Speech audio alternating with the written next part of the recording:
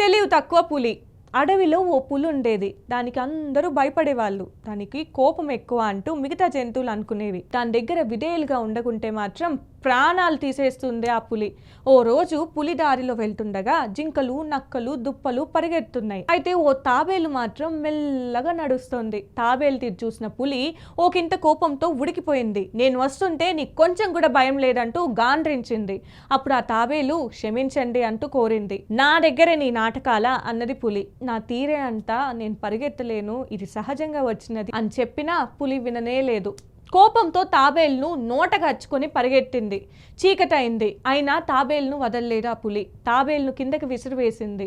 కాలితో తాబేలును తన్నింది. ఈ పైభాగం పెక్కు మెత్తగా కావాలంటే ఎలా అని ఆలోచించింది. ఈలోపు తాబేలు మిత్రుడైన నక్క అక్కడికి వచ్చి, అయ్యా అంత కష్టాలెందుకు, దాని మీద ఉండే గట్టి భాగం నీళ్ళల్లో వేస్తే మెత్తగా అవుతుంది అంది. పులి సంతోషించింది.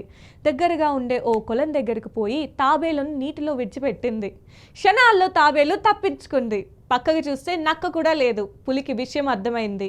నీతి: ఏ పనైనా తెలివితో చేస్తే అది ఎలాగైనా మనకు రక్షగా ఉంటుంది.